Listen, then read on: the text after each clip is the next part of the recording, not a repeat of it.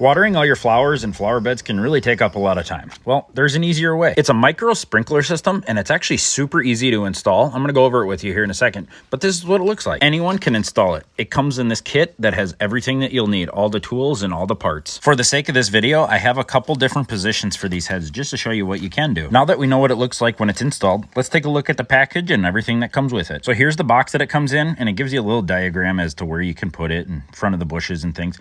Here it shows a couple of the different heads. Now, each one of the heads is going to have a different spray type, okay? And of course, that's important because that's going to help you decide your exact layout and how you're going to do this. As I mentioned before, this kit comes with everything you're going to need. All the adapters, all the different clamps, all the different tools that you'll need. And also at the bottom there, you can actually see the different diagrams that they have for each one of those heads. And later in the book, I'll actually show you exactly how many gallons per minute that these things use. Now, quickly here, we'll take a look at the back, and this actually gives you a pretty good idea of exactly how to do this and how easy it is. And now, guys, I just want to reiterate, this is actually super simple, and it doesn't take any sort of like pre-experience in any plumbing or anything. It's so easy. The pictures 1, 2, and number 4 show that there's just a flared coupling. So some of these parts you can just push together, and that flare will actually hold it together. We're going to go over all that in a little bit more detail here in just a second.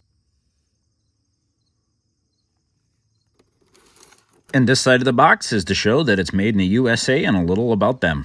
As I mentioned earlier, there's a whole product guide as well included in this package. And what it does is it shows every sort of different kind of head, exactly what they have available, all the product numbers, so you can even order them if you want, if Lowe's doesn't carry it. It also gives you some pointers, a couple diagrams on exactly how you kind of want to do the layout for your project. It's a really handy book, and you're going to want to keep that. Now I'd like to show you a couple of these connections and exactly what these couplers actually look like. So, as you can see, like I mentioned earlier, this one's got a flare, and it's going to be easily attached by just pushing it on. This one's a T, so you can connect multiple to the same garden hose. And this funny little piece is actually how you end the run. We'll go over to that in a second as well. And of course, it comes with a couple caps, and there's a couple different spray heads for you. Oh, and shoot, I forgot to show that there's an extension as well. So if you have some tall flowers or maybe some potted plants that sit a little higher, you can just install these as well. All right, this main tubing is actually what is going to run all the way through your landscaping, and you're going to be able to tee off of that. So you're going to have a main connection go on the end of those, and that's going to connect to your house or a garden hose, however you want to do it. And as of course, like I mentioned, it is just a flare fitting, so it's nice and quick. Once you have all that laid out kind of exactly where you want it, then what you have is you got a little bit of room. This green hose here will actually allow you to move it around exactly where you want. Like I said, I put mine in a couple different positions for you, where I actually put it in the bush where it kind of hides it a little bit more concealed. Now here's the tool, and it actually, you just put a hole in the hose at exactly where you want it. Now, of course, you want to make sure, again, that you have your layout exactly where you want, so you know where you need to put your hole. There's just a little sharp point in there, and you just push it, and it actually creates a little hole, so you can put that push connect in there from the actual sprinkler head itself.